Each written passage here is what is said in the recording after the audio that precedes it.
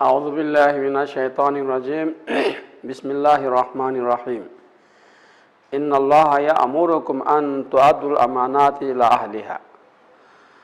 عزیز طلباء و طالبات، کل جو میں نے لیکچر دی ہے جہاد کے بارے میں، تو آج کا جو موضوع ہے معاشرتی ذمہ داریاں،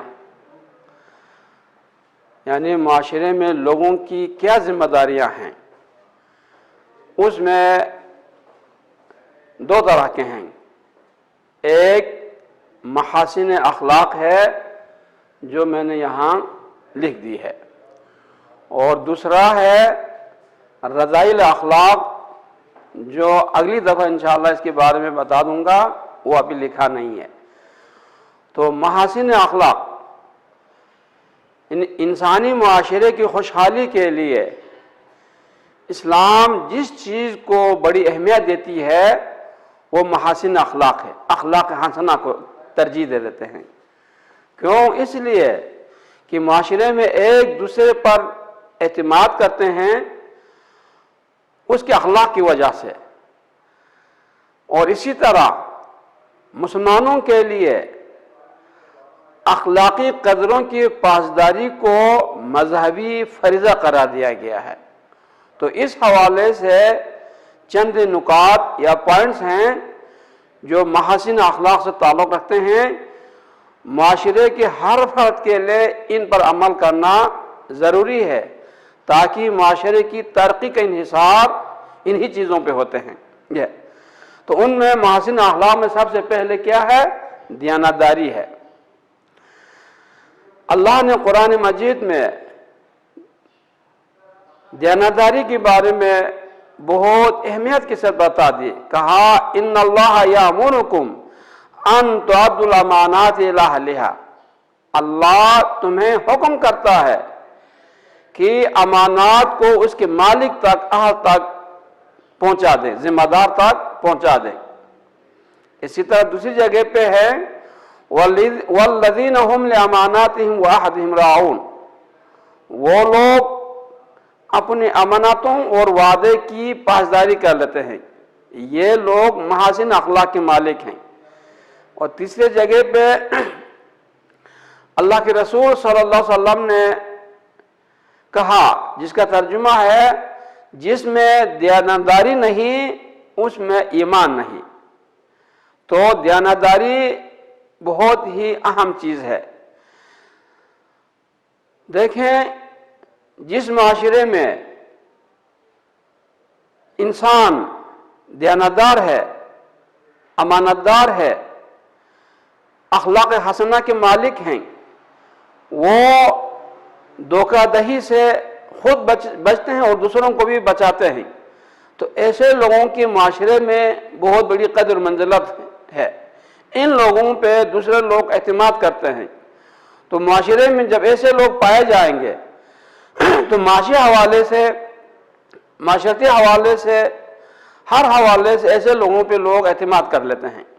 جس طرح اگر آپ نے کوئی کاروبار کھولنا ہے، ایسے لوگوں کو قرضہ حسنہ کی ضرورت ہے، وہ مانگتے ہیں تو فوراً دے دیں گے، اور اسی قرضہ حسنہ سے وہ دکان ڈالیں، کاروبار کر لیں، معیشت میں ترقی کر لیں گے، تو اسی معاشرے کے ہر فرد اسے فائدہ اٹھا لیں گے۔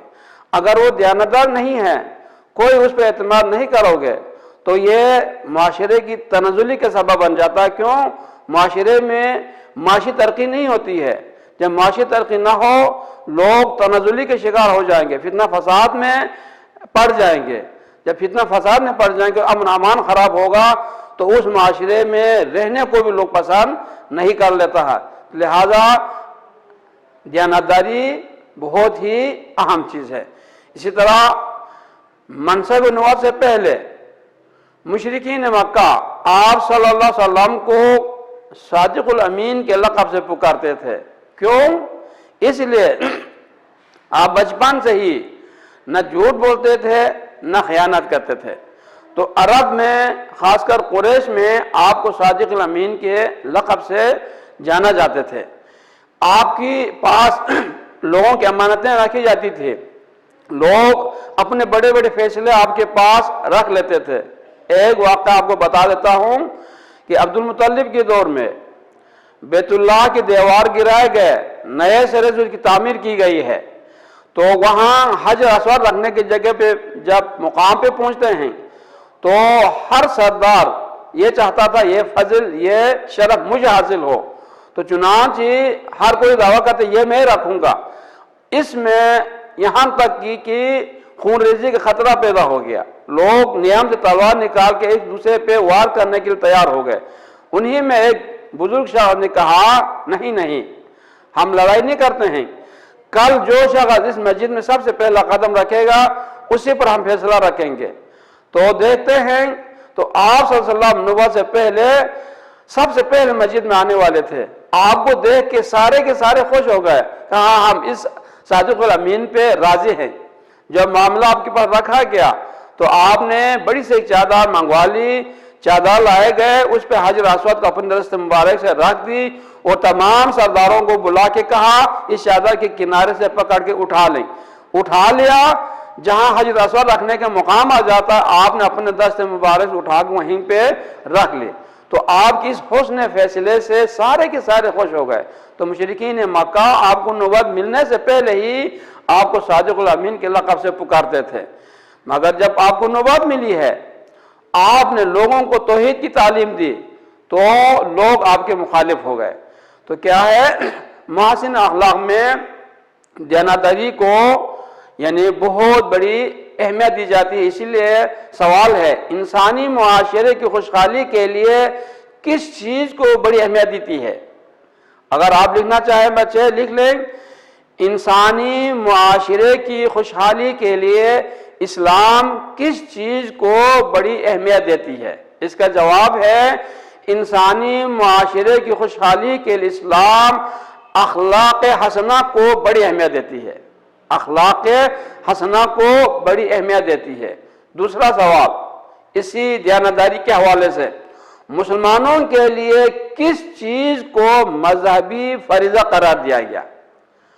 مسلمانوں کے لیے کس چیز کو مذہبی فریضہ قرار دیا گیا؟ جواب ہے مسلمانوں کے لیے اخلاقی قدروں کی پاسداری کو مذہبی فریضہ قرار دیا گیا۔ مسلمانوں کے لیے اخلاقی قدروں کی پاسداری کو مذہبی فریضہ قرار دیا گیا، یہ جواب ہے۔ یہ اب اس کے بعد دوسرے نمبر پہ آ جاتے ہیں، ایفاء عہد، وعدہ پورا کرنا۔ جس طرح کوئی کسی کے ساتھ وعدہ کر کے وعدہ پورا نہ کرے تو کہتے ہیں بے وفا ہے، تو ایفاء وفا سے ہے، وفا پورا کرنا، اور عہد وعدے کو کہتے ہیں۔ تو انسان جب کسی سے وعدہ کر لے تو اس وعدے کو نبھانا، پورا کرنا، اسی ٹائم پہ ادا کر لینا، یہ بہت ہی اہم ہے اور اسلام میں اس کی بہت بڑی اہمیت ہے۔ چنانچہ اللہ نے فرمایا وَأَوْفُوا إِنَّ الْعَهْدَ كَانَ مَسْئُولًا، وعدے کو پورا کرو کیونکہ وعدے کے بارے میں قیامت کے دن ضرور پوچھ گچھ ہوگی۔ ایک اور جگہ پہ جہاں صلح حدیبیہ کا واقعہ آ جاتا ہے، وہاں پہ اللہ کے رسول صلی اللہ علیہ وسلم 1400 صحابی کے ساتھ عمرے کی نیت سے جاتے ہیں، تو اہل مکہ نے مکہ میں داخل ہونے نہیں دیا، باہر روک لیا۔ تو چنانچہ وہاں معاہدہ ہو جاتے ہیں، صلح ہو جاتے ہیں۔ یہ صلح حدیبیہ کے نام سے مشہور ہے، سنہ 6 ہجری میں پیش آیا۔ تو صلح حدیبیہ کے خاتمے کے ساتھ ہی ایک صحابی رسول جو مکے میں تھے، اہل مکہ نے انہیں مارا پیٹا، زنجیر میں باندھ کے مارا اور جسم لہو لہان کر دیا تھا، اسی زنجیر میں جکڑے ہوئے وہاں پہنچ جاتے ہیں، کہتے ہیں اے اللہ کے رسول مجھے بھی مدینہ لے کے جائیں۔ تو اللہ کے رسول صلی اللہ علیہ وسلم نے کہا نہیں، میں مجبور ہوں، ابھی اہل مکہ کے ساتھ میرا معاہدہ ہو گیا ہے کہ معاہدے میں یہ ہے کہ جو بھی مکہ سے باغ کے مدینہ آ جائیں تو مکہ کے اجازت کے بغیر، اہل مکہ کے اجازت کے بعد نہیں لے جا سکتے، لہٰذا میں مجبور ہوں، میں تجھے لے کے نہیں جا سکتا۔ اور اس کی حالات دیکھ کے آپ کو ترس بھی آیا، صحابہ کرام آپ دیدہ ہو گئے، مگر کہا میں مجبور ہوں، اللہ تمہیں کوئی نہ کوئی راستہ نکال لے گا۔ تو اس طرح ایفاء عہد کی پاسداری بہت ہی اہم ہے، اور اسی طرح کہا لا دین لمن لا عہد لہ، اللہ کے رسول صلی اللہ علیہ وسلم نے فرمایا وہ شخص دیندار نہیں جو وعدے کی پاسداری نہیں کرتا ہے۔ تو وعدے کی پاسداری بہت ہی اہم ہے۔ ایک دفعہ ایک یہودی کا اللہ کے رسول صلی اللہ علیہ وسلم کے ساتھ وعدہ ہو گیا کہ فلان جگہ پہ ہماری ملاقات ہوگی، تو 3 دن آپ مسلسل جاتے رہے۔ تیسرے دن کے بعد اس یہودی کو یاد آ گیا اوہو میں نے تو محمد صلی اللہ علیہ وسلم سے وعدہ کیا تھا آپ پہنچے ہوں گے، فوراً وہاں پہ پہنچ جاتے ہیں، ان سے پہلے آپ وہاں پہ پہنچے ہوئے تھے۔ آپ نے کہا اتنا سا بندہ تو نے مجھے تکلیف دی، تو آپ کی اس اخلاق حسنہ کو دیکھ کے وہ یہودی بعد میں مسلمان ہو جاتا ہے۔ یہ تو ایفا عہد بہت ہی اہم ہے۔ اس کے بعد تیسرے نمبر پہ سچائی۔ اسلام میں سچ گوئی کو بہت بڑی اہمیت دیتے ہیں۔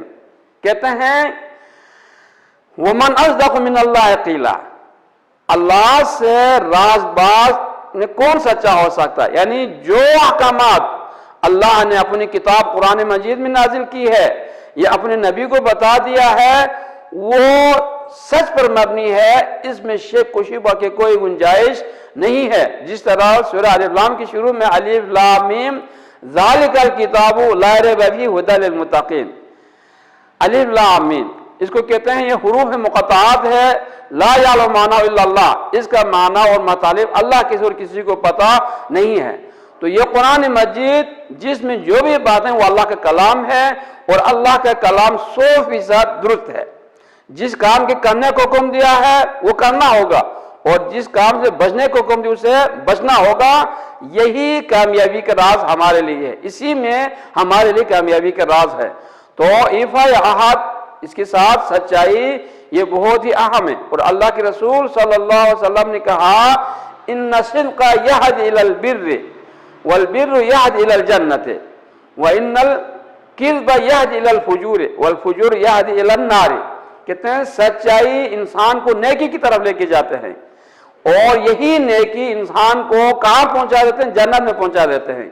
اور اسی طرح جھوٹ انسان کو برائی کی طرف لے کے جاتے ہیں، اور یہی برائی انسان کو جہنم میں پہنچانے کا سبب بن جاتا ہے۔ اعاذنا اللہ، اللہ ہمیں سے بچا لے۔ تو اللہ ہمیں سچ بولنے کی توفیق دے اور جھوٹ سے ہمیں بچا کے رکھیں۔ سچائی صرف زبان سے نہیں، ہم زبان سے گفتگو کر لیتے ہیں تو سچائی کا اہتمام کر لیں، تو عمل اس کے مخالفات ہوں گے تو یہ منافقت کے زمرے میں آ جاتے ہیں۔ ہمیں چاہیے بات بھی سچی ہو اور عمل بھی سچی ہو، عمل سے سچ کر کے دکھائیں اور بات ہم سچ کر کے بتا دیں۔ یہ تو سچائی میں کلام بھی سچ ہو اور عمل بھی سچ ہو۔ اس کے بعد عدل انصاف۔ عدل انصاف رب کائنات کی صفات میں سے ہیں۔ اللہ چاہتا ہے کہ یہ صفات میرے بندوں میں بھی آ جائیں۔ بندہ زمین پہ عدل انصاف قائم کر لیں، جہاں مظلوم ہے مظلوم کی داد رسی کر لیں، ظالم ہے تو ظالم کا ہاتھ روک لیں۔ یہی بہت ہی اہمیت رکھتے ہیں۔ جس طرح قرآن مجید میں اللہ سبحانہ و تعالیٰ نے کہا یا ایھا الذین آمنوا کونوا قوامین للہ شہداء بالقسط ولا یجرمنکم شنآن قوم علی الا تعدلوا اعدلوا هو اقرب للتقوی۔ دوبارہ سنیں یہی آیات، یا ایھا الذین آمنوا کونوا قوامین للہ شہداء بالقسط ولا یجرمنکم شنآن قوم علی الا تعدلوا اعدلوا هو اقرب للتقوی۔ اے ایمان والو، اللہ کے لیے انصاف کی گواہی دینے والے بن جاؤ، اور کسی دشمن قوم کی رویہ تمہیں ناانصافی پہ تیار نہ کر لیں، انصاف کر لو۔ یہی تقوی، پرہیزگاری، نیک سیرت، نیک کردار کے قریب ترین بات ہے۔ یہاں کہنے کے مقصد یہ ہے کہ آپ کے پاس کوئی ایسا فیصلہ لاتا ہے جہاں آپ کا دشمن قوم کھڑا ہے اور آپ نے فیصلہ دینا ہے، تو اگر سچائی اس کے ساتھ ہے، دشمن قوم کے ساتھ ہے، تو اسی کے حق میں فیصلہ دے دو۔ آپ نے یہ نہیں دیکھنا کہ یہ میرا دشمن ہے لہٰذا میں اس کے خلاف फैसला कर लूं या उसके खिलाफ गवाही दे दूं, नहीं। आपको चाहिए फैसला करते वक्त भी इंसाफ से फैसला कर लें और गवाही देते वक्त भी इंसाफ से गवाही दे दें। एक दफा अल्लाह के रसूल सल्लल्लाहु अलैहि वसल्लम के दौर में एक यहूदी और एक मुसलमान की जमीन का तनाज़ा चल पड़ता है। अल्लाह के रसूल ने दोनों के बयानात सुनने के बाद यहूदी के हक में फैसला दे दिया, तो वो मुसलमान जज्बाती हो गए। उसने सोचा शायद हज़रत उमर मेरे हक में फैसला देगा। वो हज़रत उमर के पास जाते हैं और वाक़या बता देता है। तो उस यहूदी ने कहा, ए उमर, तुझे पता है कि तेरे नबी ने तो मेरे हक में फैसला दिया है। तो हज़रत उमर ने उस मुसलमान से पूछा कि ऐसी तरह है? उसने कहा हाँ, तो मैं अभी फैसला कर लेता हूँ। घर जाके तलवार से उस मुसलमान का सर कलम कर दिया। कहा जो नबी की बात नहीं मानता है वो मुर्तद है और मुर्तद की सजा सर कलम करना है। तो लिहाजा क्या आदल इंसाफ को मद्देनजर रखना होगा हर सूरत में। यहूदी के हक में फैसला दे दिया, हालांकि वो दुश्मन थे, इसके बावजूद भी अल्लाह के रसूल ने यहूदी के हक में फैसला दे दिया। बाद में यही यहूदी आपके इंसाफ से मुतासिर होकर मुसलमान हो जाते हैं। हाँ, एक और हदीस है, उनसुर अखा का ज़ालिमन औ मज़लूमन, अपने भाई की मदद करो ख्वाह वो जालिम हो या मजलूम हो। सहाबा किराम रिज़वानुल्लाह अलैहिम ने कहा, ए अल्लाह के रसूल सल्लल्लाहु अलैहि वसल्लम, मजलूम की मदद करना तो ये तो हमारे समझ में आ जाते हैं, जालिम की किस तरह मदद कर लूं? कहा जालिम को उसके जुल्म से रोकना यह उसके साथ मदद है। क्यों? क़यामत के दिन अज़ाब इलाही से बच जाएगा तो वहां उसको याद आएगा इन्होंने मेरी भरपूर तरीके से मदद की है। इसी तरह एक और हदीस है, मन नज़र कौमहु अला गैरिल हक़ फहुव कल बाइर लज़ी रदा व युनज़अ बिज़नाबिही। जिस कौम ने या जिस शख्स ने अपनी कौम कबीले की, अपने बहन भाइयों की नाहक मदद की है, तो वो शख्स उस ऊन की तरह है जो कुएं में गिर रहा हो और कोई उसके दुम से पकड़कर कुएं से बाहर निकलने की कोशिश कर ले। क्या वो उस ऊन को कुएं से बाहर निकाल सकता है? हरगिज नहीं। वो कुएं में खुद भी गिर जाएगा, ऊन भी गिर जाएगा। इसका मतलब यह है जो गुनाह उसकी कौम भाई बहन हासिल की है वही गुनाह उसको बराबर मिल जाएंगे। तो क्या है, अपने नफ्स के खिलाफ अगर फैसला करना पड़े तो फैसला कर लें, गवाही देना पड़े तो गवाही दे दें। इसमें किसी बहन भाई की कौम कबीले की रियायत न किया करें, यही इंसाफ है। और इसी तरह हज़रत उमर रज़ियल्लाहु अन्हु की दौर में जमीन पे मदीने में जिलजिला आ जाता है तो हज़रत उमर ने जमीन पे पांव मार के कहता है, जमीन किस लिए हिलते हो? क्या उमर ने इस जमीन पे इंसाफ नहीं किया? कहते जमीन रुक जाते हैं। उस वक्त से लेके आज तक मदीने में जिलजिला नहीं आया। वो कहा अगर दरिया फुरात के किनारे कोई कुत्ता भूख से मर जाए तो उमर से इसके बारे में पूछा जाएगा। तो क्या अदल इंसाफ जमीन पे बहुत ही अहम है, इससे हर कोई सुकून की जिंदगी पा लेंगे। उमर इब्न अब्दुल अजीज का वाक़या देते हैं, उन्होंने सबसे पहले अपने आप पर, फिर अपने बीवी, फिर उम्मी खानदान पे इंसाफ से काम ले लिया। तो ऐसा दौर आया कि भेड़िया और भेड़ एक जगह पे पानी पी लेते तो भेड़िया भेड़ पे हमला नहीं किया करते थे। इस तरह लोग मुतमईन हो गए। ज़कात लेके फिरते, कोई गरीब मिल जाए तो दे दूं, तो हर एक बेनियाज हो गए। अल्लाह ने हर एक को दौलत से माल कर दिया, कोई ज़कात लेने वाला नहीं हो गया। और इसी तरह जमीन पे अदल इंसाफ का निज़ाम होगा तो कहते हैं समंदर में रहने वाले जानवर भी आराम और राहत की जिंदगी पा लेते हैं। तो अदल इंसाफ इस दुनिया में बहुत ही अहम है, ये अल्लाह की सिफात है और अल्लाह चाहता है ये मेरी सिफात मेरे बंदों में भी आ जाए। इसके बाद 5वां नंबर पे है कानून का एहतराम। कानून का एहतराम हर इंसान के लिए जरूरी है। कानून से कोई भी शख्स बालातर नहीं है। तो कानून की इफादियत को समझते हुए दो तरह के लोग कानून की पासदारी नहीं करते हैं। एक वो शख्स जो खुदगर्ज है और मफाद परस्त है, कहते हैं मुझे पहले जाना है, मैंने पहले वो काम करना है, बाकी के अड्डे में जाएं। इस तरह के नजरिए रखने वाले कानून का एहतराम नहीं कर लेता।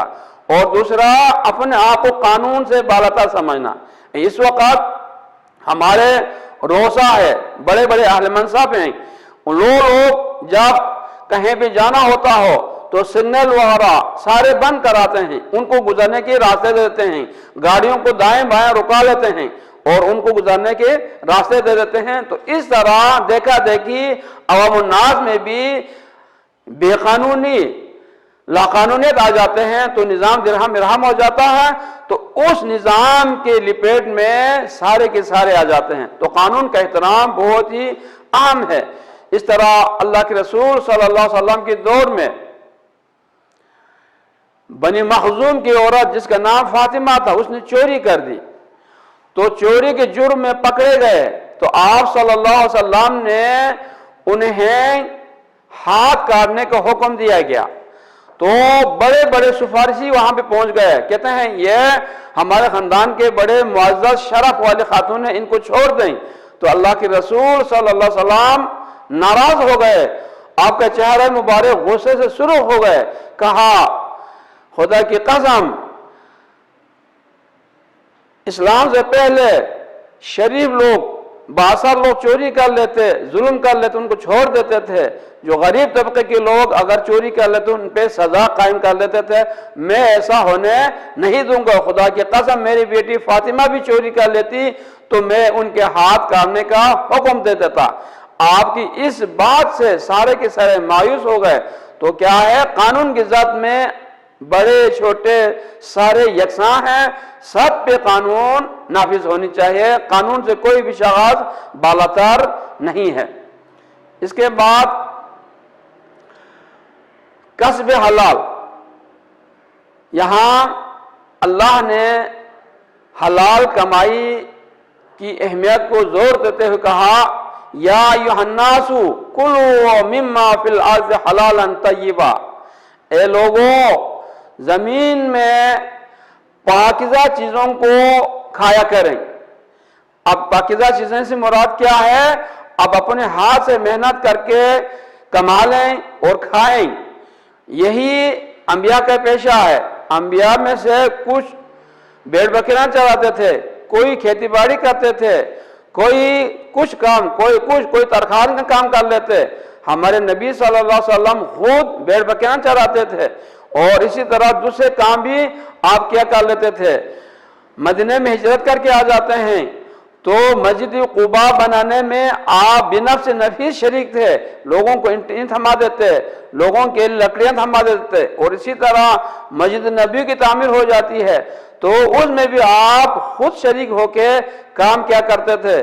ایک دفعہ صحابہ کے ساتھ سفر پہ نکلے ہیں تو وہاں ہر صحابہ نے اپنے اپنے ذمہ کوئی نہ کوئی کام لے لیا، تو آپ صلی اللہ علیہ وسلم نے اپنے ذمہ لکڑیاں جمع کرنے کا کام لے لیا۔ صحابہ کرام نے کہا نہیں اللہ کے رسول یہ کام ہم خود کریں گے، تو آپ نے کہا نہیں، میں نبی کہہ کے ایک الگ پہچان رکھ کے الگ تھلگ بغیر کام کے رہنے کو میں پسند نہیں کرتا ہوں، میں تم لوگوں کے ساتھ گل مل کے تمہارے ساتھ کام کرنے کو پسند کر لیتا ہوں، اور میں اپنے ہاتھ کی کمائی کھانے کو بہت زیادہ اہمیت دے دیتا ہوں۔ اور اللہ نے بھی اسی چیز کی بڑی تاکید کی اہمیت دی گئی ہے کہ تم لوگ خود رزق ڈھونڈ کے لا کے کھائیں اور اپنے قوت بازو پہ بھروسہ کر لیں۔ اسی طرح ایک اور آیات میں ہے وَلَا تَأْكُلُوا أَمْوَالَكُمْ بَيْنَكُمْ بِالْبَاطِلِ، لوگوں اپنے اندر آپس میں مال دولت باطل طریقے سے نہ کھایا کریں۔ جیسے ایک گھر میں یتیم ہے اور گھر کے جو ذمہ دار ہے وہ اس ڈر سے اس کے مال کو جلد ہی کھا کے ختم کر لیتے ہیں کہ یہ جوان ہو جائے گا، یہ سارے مال واپس لے لیں گے، تو یہ کیا ہے؟ کہتے ہیں انما یاکلون فی بطونہم نارا، اللہ نے کہا یہ مال نہیں کھا رہا بلکہ پیٹ میں آگ ڈال رہا ہے۔ تو اس طرح جو ہے انسان جو ہے کسب حلال کو اہمیت دے دیں اور حلال کمائی کر کے کھانے کو ترجیح دے دیں، خود کھائیں، اپنے خاندان کو کھلا دیں۔ کسب حلال اگر نہ ہو تو انسان کے اندر یعنی بہت سی بیماریاں پیدا ہو جاتے ہیں۔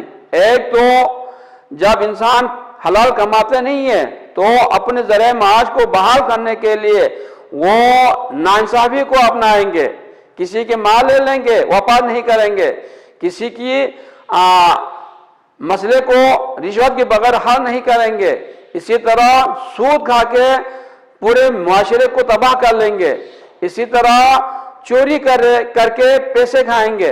तो ये सारी की सारी चीजें क्या है? हराम कमाना है। हराम, जो कोई हराम खा के अपना पेट पालता है, बच्चों को पालता है, तो अल्लाह के रसूल सल्लल्लाहु अलैहि वसल्लम ने कहा उसने अपने आप को जहन्नम का ईंधन बना दिया गया है। तो क्या है कि हराम कमाई से इंसान हत्तुल इम्कान बचे रहें, खुद भी न खाएं, दूसरों को भी मना कर लें और अपने औलाद को भी पाक कमाई, हलाल कमाई पे तरजीह देते हैं, वो कह देते हैं और तरबियत इसी तरह कर लें। इसके बाद 7वां नंबर पे ईसार। ईसार की मानी है कुर्बानी, और कुर्बानी का मतलब यह है कि इंसान को जिस चीज की जरूरत होते हुए अगर देखा कि वो अपने मुसलमान भाई को उसकी अशद जरूरत है, वो अपनी जरूरियात को दबा के वो अपने मुसलमान भाई को दे देते हैं, इस चीज का नाम ईसार है। तो जंग तबूक का वाक़ा ले लें, जहां पे इमदाद की जरूरत पड़ी, अल्लाह के रसूल सल्लल्लाहु अलैहि वसल्लम ने निदा लगा दी, क्योंकि सफर लंबा था, अच्छा मौसम बहुत ही गर्म थे, सवारी का इंतजाम करना था, खाने पीने की चीजों की जरूरत थी, पानी के बंदोबस्त करना था, तो वो सारे इंतजामात के लिए वसाइल की जरूरत थी। तो आपने निदा लगा दी, तो हर एक ने अपनी हस्ब तौफीक चीजें वहीं जमा कर दी। उन्हीं में हजरत उमर, हजरत अबू बकर सिद्दीक रज़ियल्लाहु अन्हु ने घर का सारा सामान ला के अल्लाह के रसूल के सामने पेश कर दी। और इसी तरह एक सहाबी अबू अकील अंसारी, जिसने दिन भर एक यहूदी के बाग में काम किया, तो आखिर में उसको मेहनत के वक्त 4 किलो खजूर मिले, तो उनमें कुछ अपने बीवी बच्चों को खिला दी, जो बच गए वो अल्लाह के रसूल के सामने पूरे के पूरे पेश कर दी। अल्लाह के रसूल इस कदर उससे खुश हो गए, कहा इस सदक़े को बाकी सदक़े के ऊपर डाल दें और मिला लें, इसकी वजह से बाकी में भी अल्लाह बरकत डाल देंगे।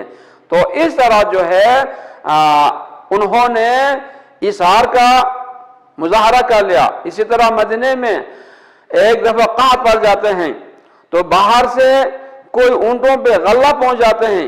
हज़रत उस्मान गनी रज़ियल्लाहु अन्हु ने कई गुना यानी कीमत बढ़ा के दे दी, और वो सारे की सारे अहले मदीना में मुफ्त बांध दी गई। इस तरह लोगों के गुर्बत का खात्मा हो गया। इसी तरह एक दफा एक जंग में ये वाक़ा पेश आ जाता है, जख्मी हो जाते हैं, कहीं से आवाज आ जाते हैं कि मुझे पानी दे दें। जब पानी वाले वहां पहुंच जाते हैं, किसी और जगह से आवाज आ जाते हैं, वो कहता है उसको पहुंचा दो, वो मुझसे ज्यादा प्यासा है। वहां पहुंच जाते हैं, आगे से आवाज आ जाते हैं, उसने कहा वहां पे पहुंचा दें, वो मुझसे ज्यादा प्यासा है। अब वहां पे पहुंच जाते हैं, वो वापस उसी जगह भेज देते हैं, जिसने पहले पानी मांगा है वो मुझसे ज्यादा आकर उसी के पास पहुंचा दें। इस तरह करते करते तीनों शहीद हो गए, मगर अपने आप को अपने साथी पर तरजीह नहीं दिया। एक दफा अल्लाह के रसूल सल्लल्लाहु अलैहि वसल्लम के दौर में कोई मुसलमान फाका कशी का शिकार था, मेहमान बन के आ जाता है, वहां घर पहुंचते हैं, तो आप सल्लल्लाहु अलैहि वसल्लम ने अज़वाज मुतहरात में से